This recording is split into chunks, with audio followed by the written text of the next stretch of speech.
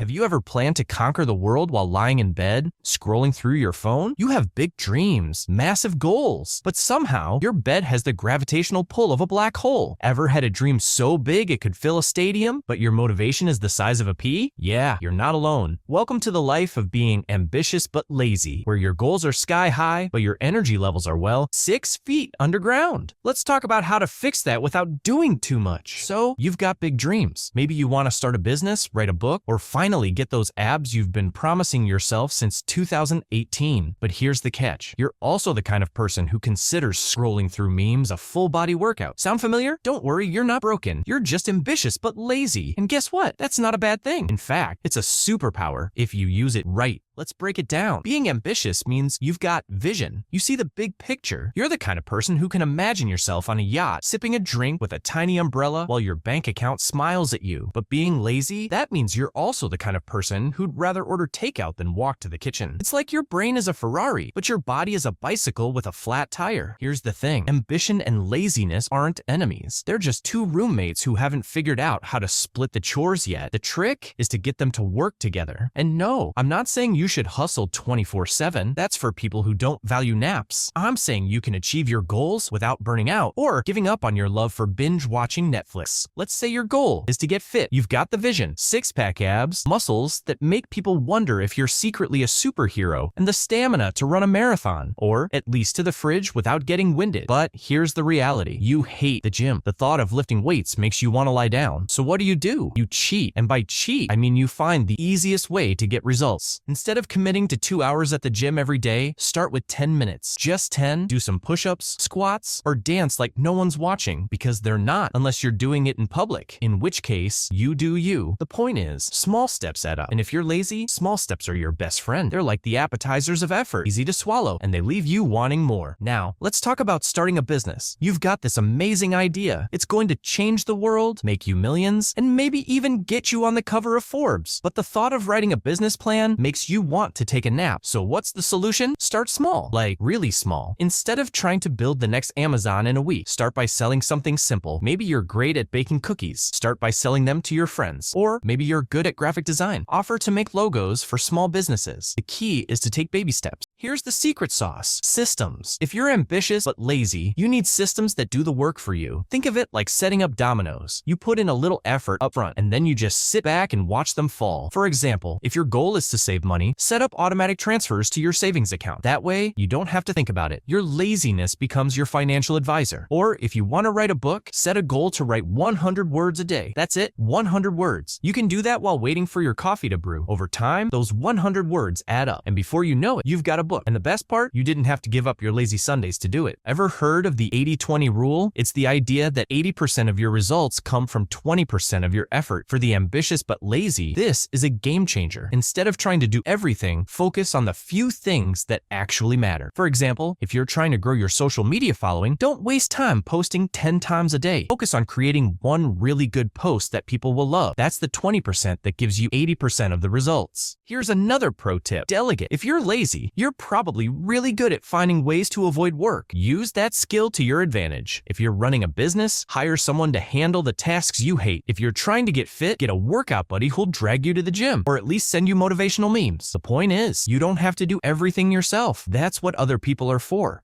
Deadlines are your best friend. If you're lazy, you probably work best under pressure. So set deadlines for yourself and make them public. Tell your friends, your family, or your dog that you're going to achieve X by Y date. That way, you'll have to do it or risk looking like a slacker in front of your dog. And no one wants that. Being ambitious but lazy isn't a curse. It's a challenge. And like any challenge, it can be overcome with a little creativity and a lot of naps. The key is to work smarter, not harder. Focus on the things that matter. Set up systems that do the work for you, and don't be afraid to ask for help. Remember, it's not about how much effort you put in, it's about how much you get out of that effort. So go ahead, dream big, but also take that nap. You've earned it. Thanks for watching. If you're ambitious but lazy, hit that like button. It's just one click, you can do it. And if you've got your own lazy hacks for achieving big goals, share them in the comments below. Until next time, keep dreaming big and napping hard.